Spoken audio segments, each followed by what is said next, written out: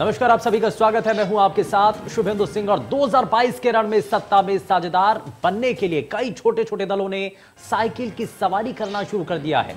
अखिलेश यादव की कोशिश है कि सभी छोटे छोटे दलों के सहारे सत्ता तक पहुंचा जाए, लेकिन जयंत चौधरी और अखिलेश यादव के बीच मुलाकात के बाद यूपी की सियासत बदल रही है। खास करके पश्चिमी यूपी के चुनावी समीकरण को समझे तो यहां जाट और मुस्लिम वोटर्स का एक अच्छा खासा प्रभाव माना जाता है।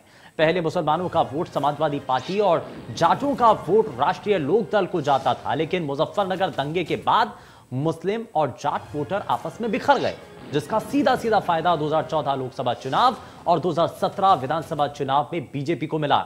लेकिन अब अखिलेश यादव ने जयंत चौधरी को साथ लाकर पश्चिमी यूपी को साधने की कोशिश की, लेकिन पश्चिमी यूपी का मुस्लिम समुदाय इस वक्त किसके पक्ष में है यह अब तक तय नहीं हो पाया है, क्योंकि पश्चिमी यूपी में एआईएमआईएम के मुखिया असदुद्दीन ओवैसी मुस्लिमों को अपने पक्ष में लाने में लगे हैं।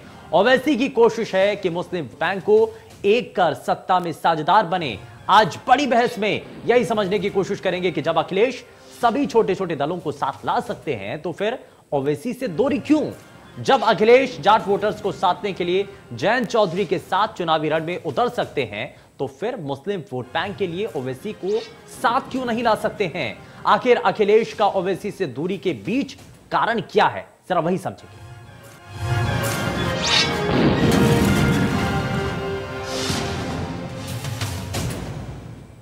और चलिए इन सभी समीकरणों को समझने के लिए जरा ग्राउंड रिपोर्ट आपको दिखानी बड़ी जरूरी हो जाती है। जरा आप ग्राउंड रिपोर्ट देखिए, हमारे संवाददाता ने ग्राउंड जीरो से एक रिपोर्ट तैयार की है, आप देखिए। 2022 के विधानसभा चुनाव को लेकर आरएलडी समाजवादी पार्टी का गठबंधन है वो जारी रहेगा, जो कि पहले भी आरएलडी की तरफ से कहा जाता रहा है। और जिस तरीके से कर आरएलडी के राष्ट्रीय अध्यक्ष जयंत चौधरी और समाजवादी पार्टी राष्ट्रीय अध्यक्ष अखिलेश यादव की मुलाकात हुई है, अब ये माना जा रहा है कि जल्द ही सीटों को लेकर कुछ ना कुछ जो रास्ता जरूर निकल आएगा। कितनी सीटों पर आरएलडी चुनाव लड़ेगी? हमारे साथ आरएलडी के जो प्रदेश प्रवक्ता है हसनैन त्रिवेदी जी मौजूद, उनसे बात करेंगे। सर, कल मुलाकात हुई, क्या कुछ निकल कर आया इस मुलाकात के बाद? देखिए, समाजवादी पार्टी के राष्ट्रीय अध्यक्ष माननीय अखिलेश यादव और हमारे राष्ट्रीय अध्यक्ष चौधरी जयंत सिंह जी इससे पहले भी कई बार आपस में बैठ चुके हैं, वार्ताएं हो चुकी हैं। अब वो वार्ताएं किस हद तक और किस सीमा तक हैं, कितनी सीटों पर हैं, और इन सब बातों की जानकारी तो वास्तविक रूप से तभी हो सकती है जब संयुक्त प्रेस कॉन्फ्रेंस में दोनों नेता बैठे हों और उस समय दोनों के मुंह से स्वीकारोक्ति निकले और कि हाँ इतनी सीटों पर जो है स्वीकृति बनी है। वास्तविकता ये है कि हमारा राष्ट्रीय लोकदल और समाजवादी पार्टी का गठबंधन लोकसभा चुनाव से लेकर के अब तक चला आ रहा है, चाहे वो जिला पंचायत के चुनाव रहे हों, चाहे वो उपचुनाव रहे हों, हर जगह हमारा उनके साथ गठबंधन है। तो इसलिए ये तय माना जा रहा है कि हमारा राष्ट्रीय लोकदल का और समाजवादी पार्टी का 2022 में गठबंधन रहेगा। अगर सरकार बनती, गठबंधन का आरएलडी और समाजवादी गठबंधन हो, सरकार बनती है तो डिप्टी सीएम जयंत चौधरी हो सकते हैं? हाँ, बिल्कुल हो सकते हैं, क्योंकि समाजवादी पार्टी के बाद अधिक सीटों पर आरएलडी ही चुनाव लड़ रही है।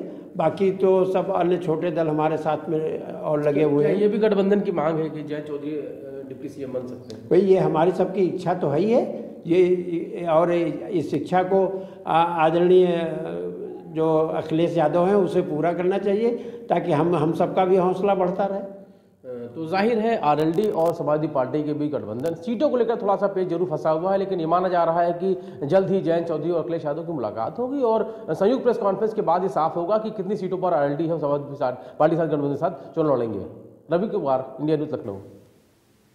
तो ये आपने रिपोर्ट देखी है, लेकिन इस रिपोर्ट के जरिए बहुत कुछ साफ भी हो रहा है, क्योंकि आरएलडी और सपा का साथ आना क्या पश्चिमी उत्तर प्रदेश के अंदर सियासी समीकरण को बदलने जा रहा है। और पश्चिमी उत्तर प्रदेश का अगर जिक्र हो रहा है तो जाहिर तौर पर इसमें बड़ी चीज ये है कि इससे पहले जो मुस्लिम बहुल इलाके हैं वहां पर एक अच्छा खासा जो वोट शेयर था वो समाजवादी पार्टी के पास जाता था और जाटों का एक अच्छा खासा वोट आरएलडी के पास जाता था। लेकिन अब जैसा कि हमने आपको शुरुआत में भी बताया कि दंगे हुए और उन दंगों के बाद से ये पूरे समीकरण ध्वस्त हो गए और भारतीय जनता पार्टी की इसमें एंट्री होती है। भारतीय जनता पार्टी राष्ट्रवादी नारा लेकर के जमीन पर पहुंचती है और वहां पर वोटों का ध्रुवीकरण शुरू हो जाता है। और उसके बाद आपने देखा कि 2017 में जिस तरीके से आरएलडी को सिर्फ 2 सीटों पर संतोष करना पड़ता है, तो ये अपने आप में कहीं ना कहीं कुछ चीजें दिखाने की कोशिश है। लेकिन इस बार क्या आरएलडी को पहले के मुकाबले ज्यादा सीटें मिलती हैं? क्या एक बार फिर से वापसी की दिशा में आरएलडी एक महत्वपूर्ण भूमिका निभाती है? सपा का साथ लेकर के क्या आरएलडी वापस सत्ता पर काबिज होने की दिशा में है?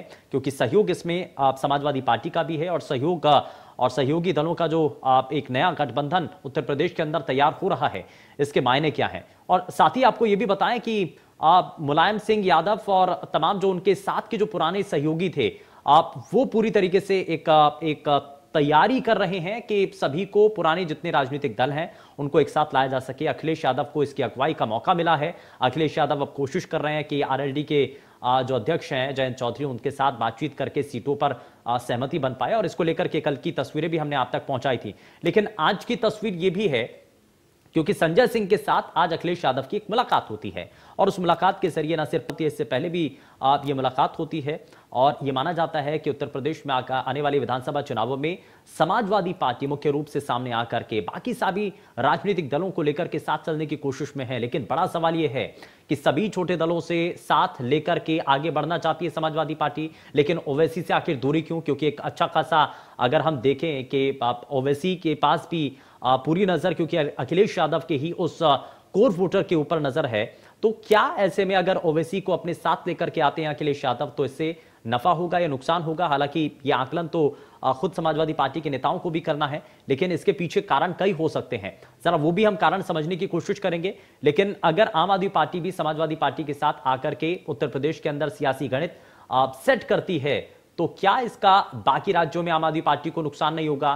क्या दिल्ली में जनता उनसे सवाल नहीं पूछेगी? और बड़ा सवाल यही है कि मुख्य एक विपक्षी दल के तौर पर अगर समाजवादी पार्टी उत्तर प्रदेश के अंदर उभरती है, नजर आती है, तो क्या ऐसे में आप तमाम जितने भी राजनीतिक दल हैं, छोटे छोटे दल हैं, क्या उनका सपोर्ट समाजवादी पार्टी को मिलना ये एक नई तरीके की राजनीति को दिखाना है? यानी कि यह भी तय होना है। और क्या यह भी एक आने वाले समय के अंदर विधानसभा चुनाव से पहले एक पिक्चर बनती हुई नजर आएगी कि सभी विपक्षी खेमे एक तरफ और भारतीय जनता पार्टी एक तरफ? क्या इसको भुना पाने में भारतीय जनता पार्टी कामयाब हो पाती है?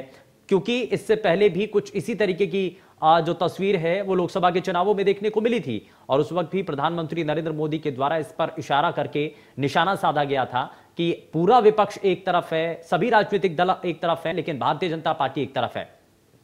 तो ऐसे में अब सियासी समीकरण क्या बन रहे हैं और जरा जाटलैंड के अंदर इस वक्त तस्वीर क्या निकल करके सामने आती है, जरा वो भी हम लगातार आपको दिखा रहे हैं।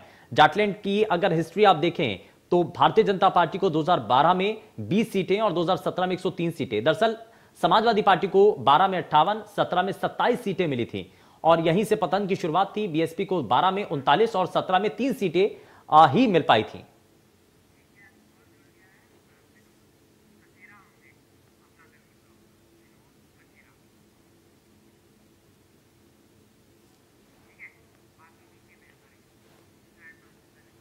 और चलिए जरा जल्दी से बिना समय गवाए आगे बढ़ते हैं और आज के एक बड़े पैनल से आपको मिलाते हैं। हमारे साथ आरएलडी से प्रवक्ता आरपी सिंह कार्यक्रम में जुड़ चुके हैं।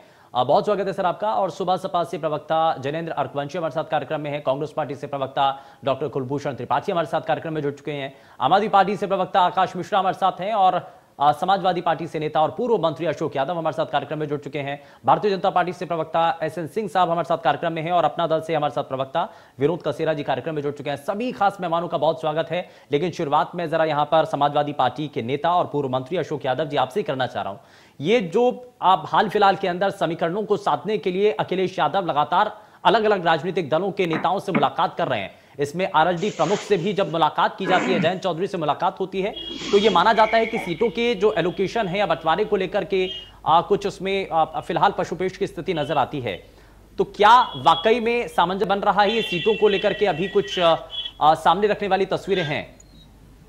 देखिए, मुझे बड़ी खुशी की ये बात है कि जो नेता 22 साल पहले हमारा जो भरतना विधानसभा है इटावा, इससे पहले बार एमपी हुए थे, वो हम लोग कल्पना करते थे, ये लिखते थे। मैंने 4 पंक्तियां पढ़ी थी, शुरुआत उनकी 1 मिनट की बात है। मैं उनके साथ 23-24 मतलब बहुत शुरू से साथ में हूँ कि मैं चाहता हूँ तुम भी तूफान बन के निकलो, कुछ धरती पुत्र जैसा वरदान बन के निकलो, सदियों जमाना तुमको करती रहेगी सजदा, इंसानियत की तुम भी पहचान बन के निकलो। दोस्तों, मैं केवल इसलिए कहना चाहता हूँ, शुरू में केवल एक बात थी कि कल कुमार विश्वास जैसे कभी नहीं, जो कभी किसी नेता की तारीफ नहीं करता, उसने कल ये कहा कि इस देश को, इस प्रदेश को अखिलेश यादव आपकी जरूरत है। दूसरी बात यह कि हमारे जो जितने मित्र हैं, आकाश जी से अक्सर मुलाकात होती है, कुलभूषण जी से होती है, एसएन सिंह से। मैं एक निवेदन करता हूं, हम लोग सभी अपने अपने दल की बात लेके बैठते हैं। कल जब माननीय रामगोपाल जी किताब का विमोचन हुआ तो आप देखिए सभी दल के लोग थे वहां पर। संजय सिंह थे, मनोज झा थे, प्रमोद तिवारी जी थे। और रामगोपाल का भाषण ये बताता है कि हमारे मतभेद तो हो सकते हैं, लेकिन एक दूसरे के नेताओं के लिए चुनावों में के साथ भी आ सकते हैं जी, चुनावों में साथ भी आ सकते हैं। देखिए ये मानिए कि जब संजय सिंह जी कल वहां आए, देखिए मुलाकात, एक राहत अंदूरी साहब का शेर है कि अगर दूरियां होंगी तो कयामत होगी, अगर दूरियां होंगी कयामत होगी, फिर न कहना अमानत में खयानत होगी। संजय सिंह की पहले बात हुई थी, मैं भी बीच में थोड़ा सा था, लेकिन कल ऐसा लगा संजय सिंह जी को कि अखिलेश यादव जहां पहुंच चुके हैं, आज उनके साथ रह के आप पार्टी को थोड़ी जान मिल सकती है। तो उनकी अपनी स्थिति अच्छा, आप पार्टी को जान देने की आप पूरी भरसक कोशिश में हैं। हम नहीं करेंगे, देखिए, लेकिन प्रसपा के लिए कुछ विचार है? नहीं, सुनिए, हम ये शिवपाल यादव जो चाहते हैं कि आगे बातचीत बढ़ पाए, वो बातचीत तो अभी तक रुकी पड़ी है। अरे सुनिए, एक मिनट तो लीजिए सुमन जी। देखिए सन 75 में इंदिरा जी की जो दादागिरी दबंगई थी, उसके कारण सारा ददक्षेप हुआ था। लेकिन तब अब में फर्क क्या है कि तब सब दल टुकड़ों में थे, कोई 40 कोई 30। इस बार एक अलग बात है, अखिलेश यादव इस सब बन के खड़े हुए हैं। आज सब लोग उनसे जुड़ने की कोशिश करते हैं, उनसे मिलने की कोशिश करते हैं, और अखिलेश जी विशाल हृदय की व्यक्ति हैं, इसमें कोई शक नहीं कि तो कांग्रेस को साथ नहीं लेंगे आप ये साफ कर रहे हैं, कांग्रेस को साथ नहीं लेंगे? नहीं, इट में भी हम आज नहीं कहते हैं, मैं आज नहीं कहता हूं, लेकिन हो सकता नहीं, मैं आज ये कहता हूं कि उन्होंने शुरू में कह दिया था कि जितने हमारे छोटे दल हैं हम इनसे मिलकर सरकार बनाएंगे।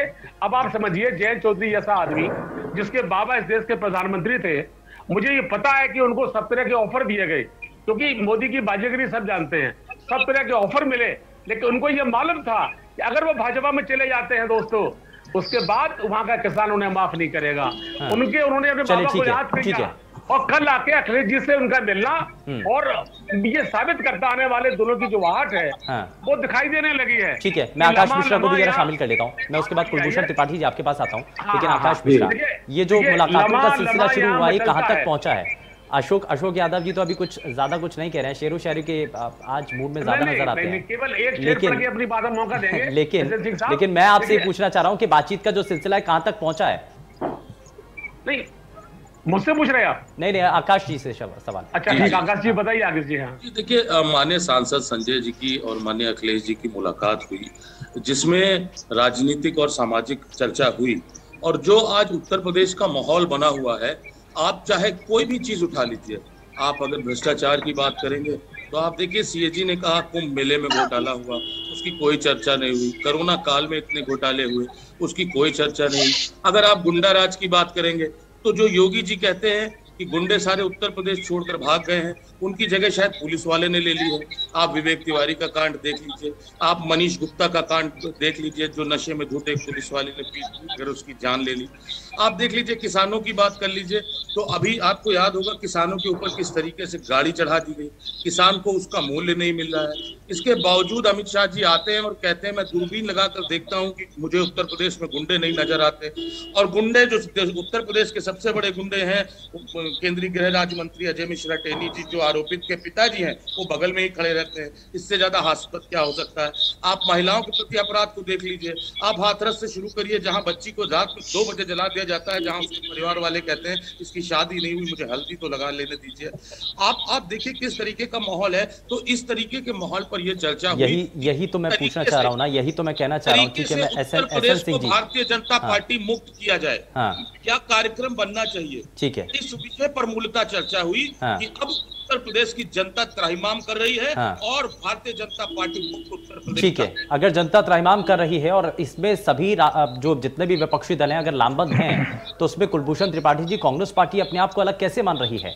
अभी तक किसी तरीके से बातचीत की शुरुआत समाजवादी पार्टी की तरफ से नहीं की गई है या कांग्रेस नहीं चाहती है? शुभेंदु जी, कांग्रेस पार्टी पूरी तरह से साथ है भाजपा को हटाने में। भारतीय जनता पार्टी के इस अत्याचारी शासन से इस प्रदेश को मुक्त कराने के लिए पूरा विपक्ष लामबंद है।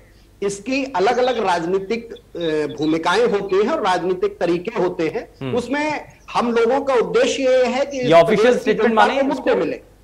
ऑफिशियल स्टेटमेंट बिल्कुल है कि भाजपा सरकार को हटाना है और सबका यही प्रयास है। हाँ। क्योंकि ये उत्तर प्रदेश की जनता इस सरकार से त्रस्त हो चुकी है। हाँ। सिर्फ आंकड़े और जुमलों पर टिकी हुई यह सरकार, झूठ, छल, फरेब और धोखे पर टिकी हुई सरकार इस उत्तर प्रदेश से हटनी चाहिए। ये आप भी मानते हैं, सब मानते हैं। इसलिए पूरा विपक्ष इस समय लामबंद है कि भाजपा को हटाना है। गठबंधन का दायरा बढ़ेगा, कांग्रेस उसमें शामिल होगी। गठबंधन के दायरे के लिए अभी शुभेंदु जी ऐसी कोई घोषणा नहीं की जा सकती है। हाँ। राजनीति में सभी विकल्प खुले रहते हैं और सभी समीकरण चल रहे हैं, लेकिन अभी हमारी नेता और प्रभारी आदरणीय प्रियंका जी ने कहा है कि 403 सीटों पर हम लड़ने जा रहे हैं और हमारा पूरा संगठन मजबूती से तैयार हो रहा है। और कांग्रेस पार्टी 26 नवंबर से अपना सदस्यता का महाअभियान शुरू करने जा रही है। बड़े स्तर पर युवा, लड़कियां और महिलाएं कांग्रेस पार्टी से जुड़ रही हैं। इसमें तो आपके सामने जनता ये भी पूछेगी ना कि पिछली सरकारों पर आप आरोप क्यों नहीं लगा रहे हैं, या तो आप पिछली सरकारों को आप इसमें छोड़ देंगे, आज की सरकार से सिर्फ सवाल करेंगे। निश्चित तौर पर जो पार्टी विद डिफरेंस के नारे के साथ आए थे, जो बड़ा बड़ा संकल्प पत्र लेकर आए थे, मैं तो इसे पढ़ता रहता हूं, जिसकी घोषणा कर देते हैं कि ये 90% हमने पूरा कर दिया, इसका 1% भी कहीं जमीन पे नहीं दिखाई देता है। तो जो सरकार जमीन से बिल्कुल अपना भरोसा खो चुकी है, जिसके मुख्यमंत्री और प्रधानमंत्री जनता के बीच मुंह दिखाने की स्थिति में न हो, ऐसी सरकार को लोकतंत्र में टिके रहने का कोई हक नहीं। अभी तो पहली लड़ाई भाजपा को हटाने की है। एसएन सिंह जी, मैं जरा जल्दी से एक एक्शन इस पर आपसे लेना चाहता हूं। जितने भी विपक्षी दल हैं सभी लामबंद हैं। कांग्रेस पार्टी भी कह रही है कि गुरेज कोई नहीं है और संभावनाओं से इनकार नहीं किया जा सकता है, लेकिन समय हालात बताएंगे कि कांग्रेस समाजवादी पार्टी और तमाम अन्य दलों के साथ गठबंधन करती है कि नहीं, क्योंकि असल मायने में तो सीटों को लेकर के भी लड़ाई है ना, किसको कितनी सीटें, और वहीं से तो शुरुआत होती है। तो उसमें भारतीय जनता पार्टी अकेले सभी राजनीतिक दलों का मुकाबला करने के लिए क्या तैयार है? देखिए, एक एक चीज बता दूं। पहले तो 2017 में ये सारे लोग गठबंधन कर चुके हैं। एसपी और कांग्रेस का गठबंधन हुआ था, नतीजा सबके सामना था, मुंह की खानी पड़ी। 2019 में एसपी, बीएसपी और आरएलडी गठबंधन करके और भारतीय जनता पार्टी के सामने चुनाव लड़ चुकी है और देख चुकी है। तो हमें इस गठबंधन से कोई असर नहीं पड़ने वाला है। हमारा जिनके साथ पुराने गठबंधन है उनके साथ मुस्तैदी से खड़े हैं और उनके साथ मिलकर चुनाव लड़ेंगे और 2022 में हम सरकार बनाने जा रहे हैं। पहली बात। दूसरी बात, आपने जो कहा तो सबसे बड़ी बात है कि हम एक ईमानदार छवि के मुख्यमंत्री दिए हैं और हम विकास की बात करेंगे। हमने सभी प्रदेशों के लिए, प्रदेश के सभी जिलों के लिए समान बिजली दिया है। जो सड़कों का जो बुनियादी विकास किए हैं वो पूरब में भी किए हैं, पश्चिम में भी किए हैं, उत्तर में भी किए हैं और दक्षिण में भी किए हैं। 2017 का चुनाव इस बात को लेके लड़ा गया था कि उस समय एक अलग से था कि यहाँ अपहरण उद्योग बहुत फल फूल रहा है, जो आप देखे होंगे अब खत्म हो गया और दंगा प्रदेश माना जाता था। कहीं ना कहीं कर्फ्यू लग जाता था हर महीने 2 महीने में। हम इसकी भी बात करेंगे, हम धर्म और आस्था की भी बात करेंगे और हम अर्थव्यवस्था की भी बात करेंगे कि अगर हम कुछ किए नहीं होते तो आज दूसरे नंबर की अर्थव्यवस्था नहीं होते और ईज ऑफ डूइंग बिजनेस में हम नंबर 1 नहीं होते। धर्म और आस्था की हम इसलिए बात करेंगे कि पहले की सरकारें जो तुष्टिकरण का काम करती थी और सिर्फ एक धर्म में आस्था रखती थी, हमारी सरकार दूसरे धर्म में भी आस्था रखती है और अपने धर्म को भी अच्छे से मनाती है। हम दीपोत्सव, रंगोत्सव और हम भव्य कुंभ का आयोजन करते हैं। तो हम इन सारी चीजों को लेके जनता के बीच में जा रहे हैं और मुझे नहीं लग रहा है कि इस गठबंधन से मुझे कोई दिक्कत होगी। और अभी आपके भाई कह रहे थे तो मैं एक छोटी सी चीज बता दूं कि 364 गांव जो है दिल्ली में, वो माने जाते हैं कि वो गांव है और वहां किसान रहते हैं। तो मैं इनसे पूछना चाहता हूं कि आज तक उनको किसान का दर्जा ही नहीं मिला है और इनकी सरकार है वहां कई बार से, उनको ना फ्री में बिजली मिलती है उस रेट पे, किसानों वाले रेट पे, न ही तो कोई बीज मिलता है, न ही खाद मिलता है। तो हम कह रहे हैं कि आप जहां पे हो अगर वहां शुरू करके देखिए, आपके बीच में नहीं बोला एक बार और, आप डिबेट में बैठे थे, मेरे बीच में बोलेंगे तो लास्ट तक मैं बोलूंगा, मैं किसी के बीच में नहीं बोलूंगा। नहीं, कोई किसी के बीच में नहीं बोल रहा सर। अनुरोध कर रहा हूँ, अपनी अपनी बात कहा जाए, जनता तय करेगी साहब की किसकी बात सही है। ठीक है, जनता को तय करना है। आकाश जी जरा जल्दी से, मैं आपसे रिएक्शन लूंगा, लेकिन उससे पहले मैं जरा आरपी सिंह जी को भी शामिल कर देता हूं। आरपी सिंह जी, अब जो सीटों को लेकर के बंटवारे की बात चल रही है, मुलाकात जो हुई अखिलेश यादव के साथ, कहां तक पहुंची है बातचीत? सीटों को लेकर के कुछ पशुपेश है? देखिए, समाजवादी पार्टी के साथ हमारा गठबंधन 2019 से पहले कैराना के चुनाव से है।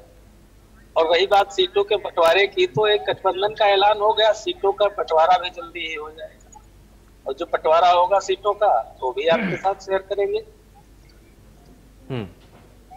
अभी तो ये है ना कि डिमांड भी तो होगी ना, कोई 10 सीटें 15 सीटें। इन बातों को आपसे हम बताया ना कि जब माननीय राष्ट्रीय अध्यक्ष तय कर लेंगे तो आपके साथ साझा करेंगे। चलिए ठीक है, सीट शेयरिंग रहेगी। ठीक है, यानी कि ठीक ठाक जो सीटों को लेकर के आप शेयरिंग है वो हो पाएगी। लेकिन मैं जरा जैनेंद्र अरपवंशी, इसमें सभी राजनीतिक दलों को शामिल करके समाजवादी पार्टी आगे बढ़ना चाहती है। आपको लगता है कि समाजवादी पार्टी का नेतृत्व तो स्वीकार होगा सभी राजनीतिक दलों को, कोई इसमें ऑब्जेक्शन तो नहीं है? और अगर जीत मिलती है या आगे बढ़ते हैं तो बाद में आने वाले समय में कुछ दिक्कतें हो सकती हैं, परेशानी हो सकती हैं? जैनेंद्र जी अनम्यूट कर लें। जैनेंद्र जी नहीं शुभेंदु भाई, आगे चल के कोई दिक्कत नहीं होगी, क्योंकि ये चुनावों से पूर्व गठबंधन हो रहा है। ये कोई महाराष्ट्र वाला गठबंधन नहीं है शिवसेना और भाजपा का कि आगे जाके दिक्कतें उत्पन्न हो गई और दोनों पार्टियां ही अलग हो गई, जो पिछले 20, 25, 28 साल से एक साथ थी। यहाँ पे दूसरी चीज देखने वाली ये है कि भाजपा ने अपने घोषणा पत्र में बहुत सारे वादे किए थे, उसमें से कितने पूरे किए? उसमें से कोई भी वादा ऐसा नहीं है जो पूरी तरह से पूरा किया हो। चाहे इन्होंने गड्ढा मुक्त सड़क का वादा किया हो, गड्ढे आज भी हैं, गड्ढे 4 साल पहले भी थे, और बल्कि आज की डेट में आप जो नई सड़क देखेंगे, जो नई सड़क भी बनी है, चाहे ग्राम सड़क हो चाहे राज्य सरकार की सड़क हो, उनमें सभी में गड्ढे हैं। मैं जो केंद्र सरकार द्वारा जो नेशनल हाईवे बनाए जाते हैं उनकी बात ही नहीं कर रहा हूँ। दूसरी चीज, इन्होंने बालिकाओं की और लड़कियों की सुरक्षा की बात की, रोमियो स्क्वाड बनाने की बात की, शुरू के 2 महीने के बाद वो कहाँ गायब हो गई भगवान जाने, जैसे गधे के सिर से सींग। इन्होंने बात की किसानों की आय दोगुनी करेंगे, लेकिन किसानों की आय दोगुनी करना तो दूर, उनकी जो लागत है वो दोगुनी हो गई है और आय आधी रह गई है। इन्होंने बात की कि युवाओं को रोजगार देंगे, तो कितने युवाओं को 4-4.5 साल बाद भी योगी जी ये कहते हैं 4.5 लाख को रोजगार दिया है। और मैं बार बार ये बता चुका हूं वो 4.5 लाख को रोजगार नहीं दिया है, वो केवल आंकड़ों में हेर फेर किया गया है। बार बार मैं बता चुका हूं कि 1,37,000 शिक्षक जो हाई कोर्ट के कहने पे अलग बर्खास्त किए गए थे, उन्हीं पदों को हाई कोर्ट के कहने पे ही दोबारा भरा गया है। और 2,73,000 जो उसमें काम कर रहे थे, हाँ, उनको दूसरी जगह पर शिफ्ट किया गया है, तो 4 लाख ये रोजगार हो गए। उसके अलावा इन्होंने बात की थी कि हम प्रति वर्ष जो MSME है, यानी कि हमारा जो लघु और मध्यम उद्योग है, उसको सहायता प्रदान करेंगे, लेकिन इन्होंने तो सत्ता में आने से पहले ही उसको खत्म कर दिया था। इनका मैं जानना चाहता हूं कि वन जो एक डिस्ट्रिक्ट एक प्रोडक्ट वो कहाँ है धरातल पर, तो मुझे नहीं दिखाई देता। ODOP को लेकर के बड़े सवाल हैं, ठीक है, उस पर जरा जान लेते हैं। मैं जरा एक और हमारे साथ मेहमान है विनोद कसेरा जी, मैं उनको भी शामिल करता हूं। विनोद कसेरा जी, हम देखते हैं चुनाव से पहले अलग अलग राजनीतिक दलों के गठबंधन होते हैं, SP कांग्रेस का होता है, SP BSP का भी हुआ है, वो भी आपने देखा है। तो ऐसे में ये जो अब गठबंधन तैयार हो रहा है या अलग अलग राजनीतिक दल समाजवादी पार्टी के साथ अगर जुड़ रहे हैं, तो आपको लगता है ये स्थिर रहेंगे, स्थायित्व इनमें रहेगा? विनोद कसेरा जी। जो ये गठबंधन निकल के आ रहा है, आज की तारीख में अपना दल की राष्ट्रीय अध्यक्ष श्रीमती कृष्णा पटेल जी ने समाजवादी पार्टी के राष्ट्रीय अध्यक्ष जी के साथ बैठक हुई है, और उस पार्टी के साथ हमारा भी गठबंधन की घोषणा हुई है, और जल्दी हम सीटों पर भी बातचीत आगे करेंगे। और जो आज ये गठबंधन हो रहा है, मैं इसको साफ करना चाहूंगा कि जो भारतीय जनता पार्टी ने काम किए हैं उत्तर प्रदेश में, जो कानून व्यवस्था ध्वस्त हुई है, जो जिस तरीके से जो महंगाई बढ़ी है, और आज अपराधी बेलगाम हो गए हैं, और साथ ही उत्तर प्रदेश की पुलिस अपराधियों जैसा बर्ताव करती है। इस सरकार को हटाने के लिए, ठीक है, उत्तर प्रदेश के सारे जो दल हैं, सभी दल मिलकर के इस सरकार को हटाने का प्रयास कर रहे हैं। सभी दल मिलकर के इस सरकार को हटाने का प्रयास कर रहे हैं, इसलिए सभी राजनीतिक दल लामबंद है, एक साथ आने की कोशिश कर रहे हैं। कांग्रेस पार्टी थोड़ी सी इतर है, लेकिन वापसी क्या कांग्रेस पार्टी भी करती है? क्या इस पूरी एजेंडा को साधने के लिए क्या कांग्रेस पार्टी भी इसमें अपना समर्थन देती है? हालांकि साथ तो देने की बात है, लेकिन औपचारिक रूप से गठबंधन होता है क्या? मैं आरएलडी के प्रवक्ता से भी ये जान चुका हूं, क्योंकि सीटों के एलोकेशन को लेकर के कुछ अभी समय है, उनके द्वारा ये कहा गया है कि जल्दी इस पर कुछ साफ कर दिया जाएगा। मैं आता हूं जैनेंद्र जी आपके पास, लेकिन इस पर मैं जल्दी से मैं अशोक यादव जी आपसे जवाब लेना चाहता हूं कि ये जितने भी राजनीतिक दल अगर साथ में आ रहे हैं, ओवैसी से दूरी क्यों? उसमें ओवैसी को भी शामिल कर लीजिए। अज़दुद्दीन ओवैसी जो कि उत्तर प्रदेश में कहते हैं कि वो मुस्लिम समुदाय के एक अच्छे और बड़े नेता हैं, और उनका तो निशाना भी आपके वोट बैंक पर है। हाँ, देखिए, राजकमल प्रकाशन ने मेरी गजल की किताब छापी है, उसमें एक हमारा शेर सुन लीजिए कि लम्हा लम्हा यहाँ मचलता है, प्लीज, लम्हा लम्हा यहाँ मचलता है, कोई गिरता कोई संभलता है। कांग्रेस पार्टी के प्रवक्ता डॉक्टर कुलभूषण त्रिपाठी हमारे साथ कार्यक्रम है। कुलभूषण जी, जरा जल्दी से इस पर मैं जवाब लेना चाह रहा हूं। इससे नुकसान तो पहुंचेगा कांग्रेस पार्टी को, ये आप नहीं कह सकते कि नहीं जी किसी के जाने आने से कोई फर्क नहीं पड़ता, कोई नुकसान नहीं होता?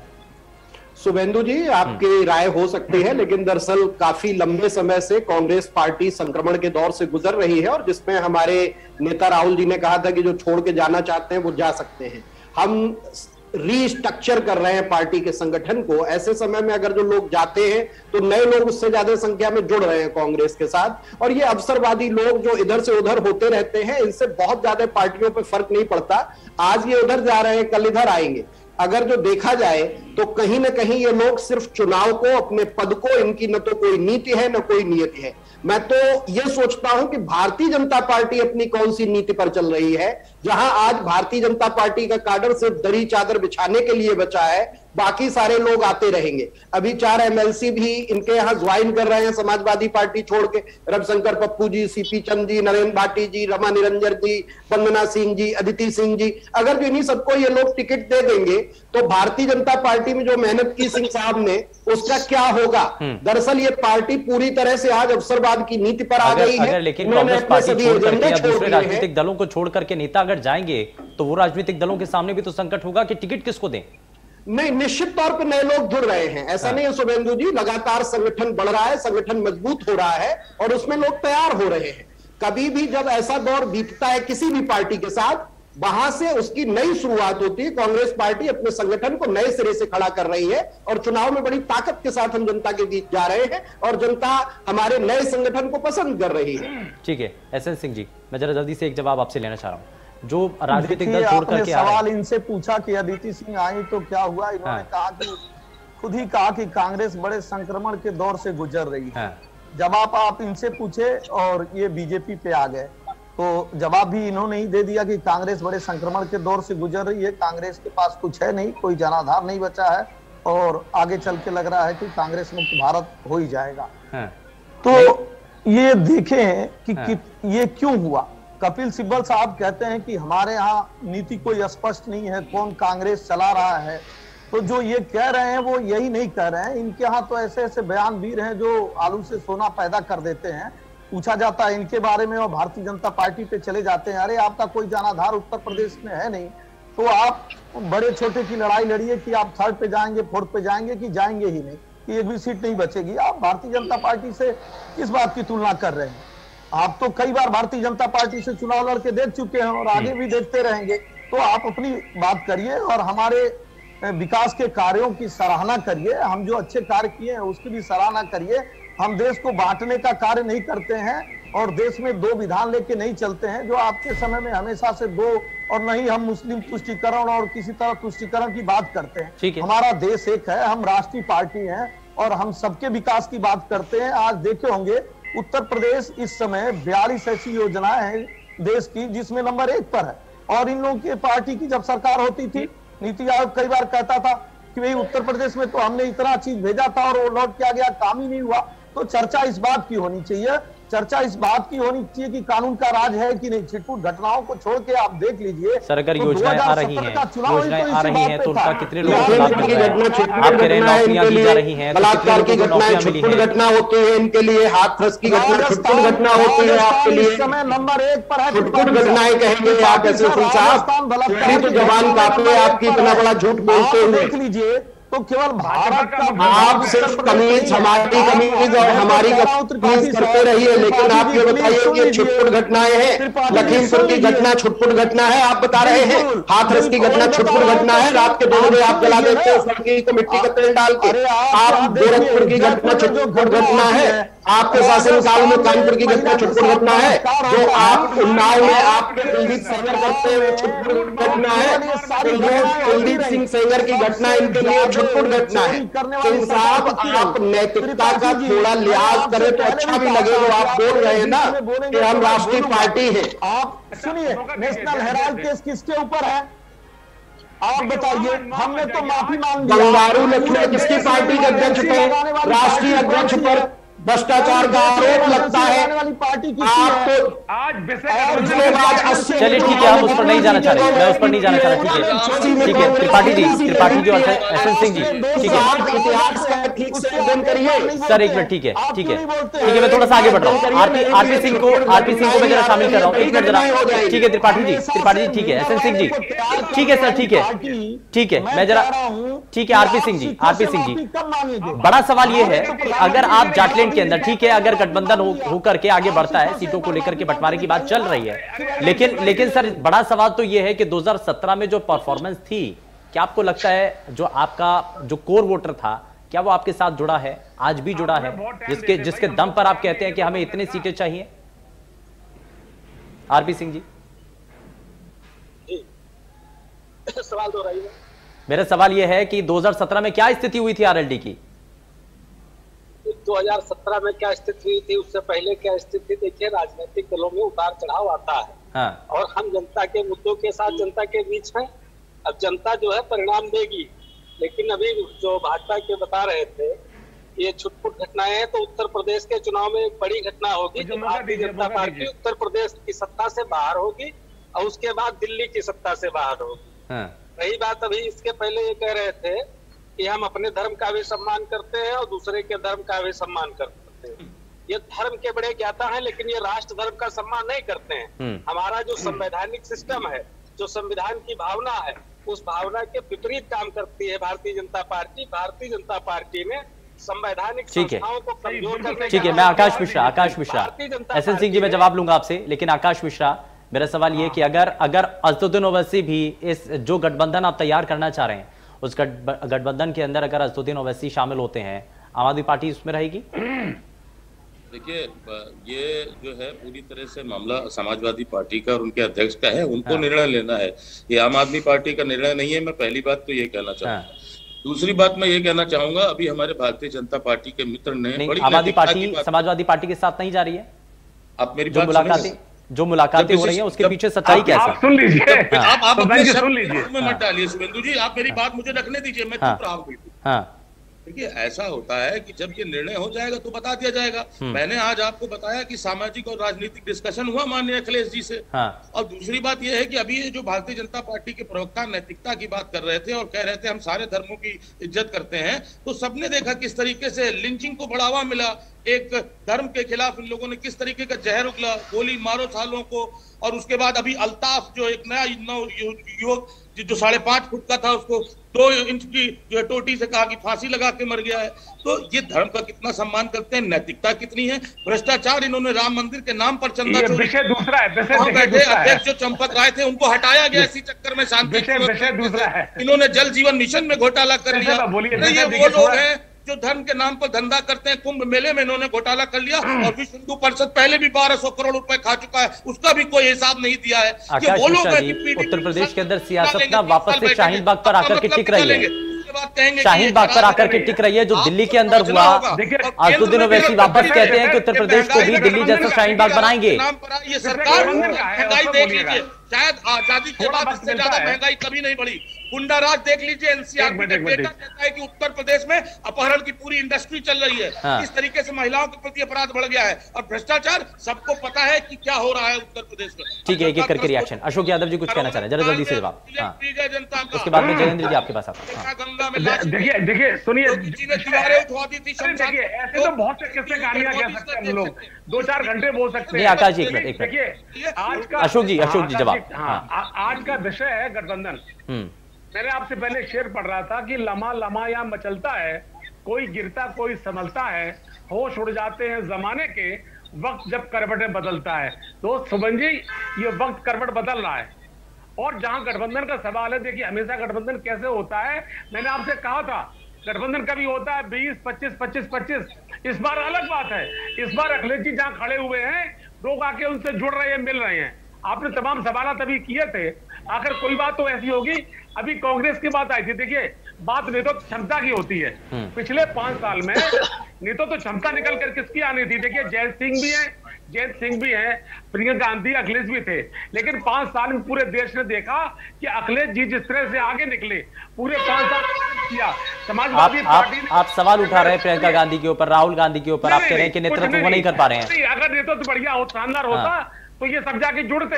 अखिलेश जी ने जो करके दिखाया 5 साल में, उसका परिणाम ये निकला 4.5 साल में कि सारे दल उनसे मिलना चाहते हैं, सारे दल उनसे बात करना चाहते हैं, सारे दल उनके पास जा रहे हैं।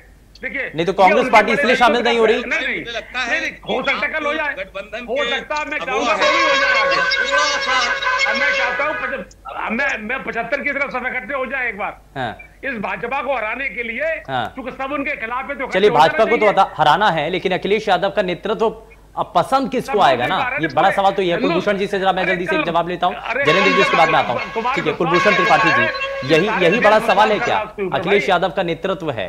क्योंकि अगर नेतृत्व को लेकर के सवाल है तो प्रियंका गांधी भी तो है ना, पूरा देश देख रहा है। निश्चित तौर पर प्रियंका जी से जिस तरह आज महिलाएं और युवा जुड़ रहे हैं, उत्तर प्रदेश का भविष्य निश्चित तौर पर उज्जवल है। कांग्रेस पार्टी अपने नए संगठन को साथ खड़ा करके आगे चल रही है, जिसमें इस सरकार का अत्याचार सबसे बड़ा मुद्दा है।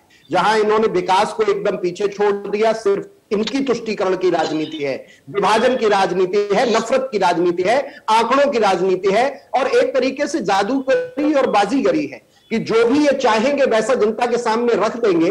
और यह चुनाव जीवी और विज्ञापन जीवी सरकार बन गई है, जो सिर्फ चुनाव है तो मुमकिन है। इनका हर चीज चुनाव पे टिकी हुई है। अभी तो इन्होंने सिर्फ माफी मांगी है किसान बिल पर, अभी तुम्हें बहुत मुद्दों पे माफी मांगनी, अपराध व्यवस्था पे भी माफी मांगेंगे, विकास के साथ जो मजाक किया है उस पर भी माफी मांगेंगे, शिक्षा की जो बदहाल स्थिति है उस पर भी माफी मांगेंगे, फिर अच्छे दिन के वादे पे माफी मांगेंगे, नोटबंदी पे, अनियंत्रित जीएसटी पर, 15 लाख के वादे पर। ये सारी माफी मांगने के लिए यशवंत सिंह साहब की पार्टी तैयार है। और उत्तर प्रदेश में जो युवा है, महिला है, वो जनता प्रियंका जी के नेतृत्व से जुड़ रही है और लगातार हमारा संगठन मजबूत हो रहा है। आने वाले चुनाव में आपको इसका प्रत्यक्ष प्रमाण शुभेंदु जी दिखाई देगा। ठीक है जयेंद्र जी, ये जितने भी राजनीतिक दल हैं सबको अपने जो आपसी जो मनमुटाव हैं उनको दूर करके एक साथ एक मंच पर आने की जरूरत है, ये आह्वान किया जा रहा है। बिल्कुल शुभेंदु भाई, होता क्या है कि कई सारे दलों के राजनीति में एक साथ चुनाव लड़ने से जब उनके विचार एक जैसे होते हैं लेकिन चुनाव अलग अलग लड़ते हैं तो वोटों का विभाजन हो जाता है। और वोटों के विभाजन की वजह से जो ध्रुवीकरण करने वाली शक्तियां हैं, जो कि आजकल के समय में भाजपा है, जो समुदाय विशेष में वैमनस्य फैला के उसका फायदा उठा लेती है। तो मेरा यही मत है कि कांग्रेस को भी बिना शर्त के शामिल हो जाना चाहिए।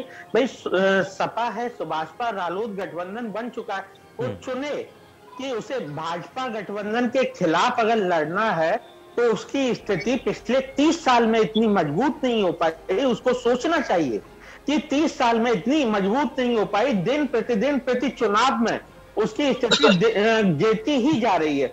आज की डेट में मुझे नहीं लगता है शायद एक भी विधायक बचा हो। 9 विधायक आए थे 2017 में। मुझे नहीं लगता है आज की डेट में अगर मैं त्रिपाठी भाई साहब से पूछूं, से पूछूं, मैं बड़ी विनम्रता से पूछना चाहूंगा कि क्या इनके पास आज एक भी विधायक बचा हुआ है? ये अपने एक भी विधायक 9 विधायकों में से एक को भी संभाल पाए हैं? जो इनको सोचना चाहिए, क्यों नहीं आ जाते ये गठबंधन में बिना शर्त के? जो भी सीटें चाहिए इनको बात करें, उसके लिए उसमें इतना सोचने की क्या बात है और शर्तों की क्या बात है? क्योंकि मालूम इन्हें भी है कि टक्कर इस समय जो भाजपा और उसके साथी दल हैं और सपा, सुभाषपा और रालोद गठबंधन के बीच में ही है। उसमें अभी मैं बिल्कुल मानता हूं कि वोट प्रतिशत बहुत अच्छा मिल सकता है, कांग्रेस को मिलेगा, इसमें कोई दो राय नहीं है। लेकिन ये वही स्थिति है जो बहन जी की स्थिति है कि 22% वोट मिलते हैं, लेकिन सीटें जब उनसे पूछी जाती हैं तो सीटें कभी 10 मिलती हैं, कभी 15 मिलती हैं, कभी 40 मिल जाती हैं, कभी 0 मिलती हैं 22% वोट के साथ। ठीक है, तो लेकिन सवाल तो यही है ना कि कांग्रेस पार्टी के साथ में आ पाएगी, और प्रसपा को लेकर के भी सवाल है कि बाकियों से तो साथ में लाने के लिए कोशिशें हैं, लेकिन अपनों से दूरियां क्यों हैं? मैं अशोक यादव, अशोक जी से मैं जवाब लूंगा। एसएन सिंह जी कुछ कहना चाह रहे हैं सर से? हाँ देखिए, कल मैं कह रहा था, अच्छा वो मैं ये कह रहा था कि देखिए जो भी गठबंधन ये करेंगे ये अपने हिसाब से करें, लेकिन सपा का गठबंधन का बड़ा अच्छा परिणाम नहीं रहा है। सपा के गठबंधन का देखे होंगे आप, गेस्ट हाउस कांड, इस तरह के परिणाम रहे हैं। और अभी हमें हमारे कांग्रेस के अभी हमारे कांग्रेस के भाई भाजपा के बहुत प्रॉब्लम गिना देंगे आप। कोई बात नहीं, देखिए आपको मौका मिलेगा तो गिनाते रहिएगा। और कांग्रेस के भाई कह रहे थे तो मैं वही बता दूं, सुन लीजिए। अब आप बोले तो मैं नहीं बोला, अशोक जी आप सुन लीजिए। अब उत्तर प्रदेश में भारतीय जनता पार्टी की सरकार बनेगी, जिन्नावादियों के लिए कोई जगह नहीं है। और कांग्रेस के भाई जो कह रहे थे कि 2 तरह की नीति, तो 300 अरे जिन्ना पे चले गए गठबंधन। अगर आप कहेंगे तो सुनेंगे भी ना, आप कहेंगे तो सुनेंगे भी ना। अगर मैं कांग्रेस पे बोल रहा हूं, और सुनिए, अरे सुभाषपा के भाई आप सुन लीजिए, प्रभु मालिक सुन लीजिए, दादा आप तो सुभाषपा ने तो ये क्या दिया है, सुन लीजिए अशोक दादा सुन लीजिए, सुभाषपा ने तो ये क्या दिया है कि मुझे चुनाव में तब ना, अरे सुनिए एक बार, जब आप बोल रहे थे तो मैं बोला इसकी मर्यादा को रखिए, नहीं तो ऐसी तरह। नहीं ठीक है, एक मिनट जनेंद्र जी, हमारी बात को नहीं सुनिए। मुझे आपसे बड़ी उम्मीद रहती है जनेंद्र जी, आप कभी किसी के बीच में टोकते नहीं। इसलिए नहीं मानता हूं कि सुभाषपा जो है तो बहुत पहले से चुनाव लड़ रही थी, और जब तक भारतीय जनता पार्टी से उसका साथ नहीं था, आप देखे होंगे कितनी सीटें पाती। भाजपा को नहीं और सुन लीजिए, आप सुन तो लीजिए, अरे मुंह बाद में बनाइएगा, आप बोल रहे थे हंस के, तो मैं नहीं बोल रहा था। और दूसरा सुन लीजिए, पहली बार सरकार में आई, अब आप बोलते रहिए, मैं बोलूंगा और नहीं बोलने दूंगा। नहीं ठीक है, एक मिनट नहीं ऐसा सिंह जी, जनेंद्र जी एक मिनट सुन तो लीजिए, उसके बाद आप काउंटर कीजिएगा ना।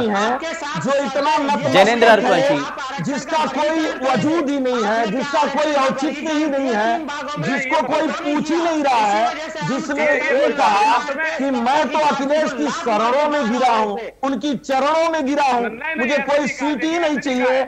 उस पार्टी को हम भाजपा को कुछ मानते ही नहीं है। उसने कहा कि हमें सीट ही नहीं लेनी है, हमें चुनाव ही नहीं लड़ना है। अरे हमको अखिलेश जी कुछ भी नहीं देंगे। जब अखिलेश जी कुछ भी नहीं देंगे और जब आप चुनाव ही नहीं लड़ेंगे तो मैं आपको पार्टी क्यों मानूं? आप बताइए, मैं क्यों सुन लूं? मैं क्यों सुन लूं? जब मैं बोलूंगा मेरे बीच में वो बोलेंगे तो मैं किसी की बात को क्यों सुन लूं? नहीं आप एसएन सिंह जी आप ये कह रहे हैं कि सुभाषपा चुनाव नहीं लड़ेगी। आप मेरी बात सुनिए, आप विकासवादी बात करिए। अरे मैं तो ये कह रहा हूँ कि आप लोग कभी हिंदू बनते हैं, कभी मुस्लिम बनते हैं, कुछ तो बताओ किस धर्म के हो। हर समय मंदिर जाने में क्यों डर लगता है? जनेऊ जो आप धारण करते हो तो हमेशा करेंगे ना, एक बार तो नहीं करेंगे। कभी आप मंदिर चले जाएंगे, कभी हिंदुओं के आस्था का केंद्र जो भगवान राम है, अयोध्या में आप कहेंगे कि वहां टॉयलेट बन जाना चाहिए, वहां हॉस्पिटल बन जाना चाहिए। तो मैं वही कह रहा हूं। और सुभाषपा के जो भाई हैं वो तो राम के अस्तित्व को ही नहीं मानते हैं। तो मैं हिंदू हूं, सुनिए, मैं हिंदू हूँ और 370 पे हम लड़ाई लड़े हैं, राम जन्मभूमि पे हम लड़ाई लड़े हैं। आज पेट में क्यों दर्द हो रहा है? जब कैराना से हिंदू हटते थे तो आप ये सब क्यों नहीं बोलते? चलिए ठीक है एसएन सिंह जी, ठीक है सर, ठीक है जनेन्द्र जी, एक मिनट अशोक यादव जी, ठीक है। मैं जरा विनोद कसेरा को लग रहा है कि ये जो गठबंधन का जो दायरा बन रहा है जिसमें अलग अलग राजनीतिक दल शामिल हो रहे हैं, विनोद कसेरा जी, ठीक है, एक मिनट सर, एक मिनट विनोद कसेरा जी, क्या इसमें सफलता मिलने की संभावनाएं आपको नजर आती है? विनोद कसेरा जी, जरा जल्दी से जवाब, बहुत कम समय जी। हाँ, अपने धर्म के लिए भी लड़ेंगे और लड़े हैं, बेशक कोर्ट ने। चलिए ठीक है, बहुत शुक्रिया, समय थोड़ा सा कम है, बहुत शुक्रिया सभी खास मेहमानों का कार्यक्रम में शामिल होने के लिए। लेकिन बड़ा सवाल यह है कि अब क्योंकि समाजवादी पार्टी सभी राजनीतिक दलों को लेकर के आगे बढ़ना चाह रही है, क्या वाकई में ये समाजवादी पार्टी का या अखिलेश यादव का नेतृत्व सभी राजनीतिक दलों को पसंद आएगा? क्या कांग्रेस भी इसमें अपना सहयोग देगी? क्या कांग्रेस पार्टी भी इस गठबंधन में अपने आप को शामिल करती है? ये देखने वाली चीजें हैं। लेकिन क्या मुस्लिम बहुल इलाके में ओवैसी अपनी पैठ बना पाते हैं? क्या समाजवादी पार्टी को कितना नुकसान पहुंचता है? देखने वाली चीजें। पेशकश में फिलहाल के लिए बस इतना ही। नमस्कार।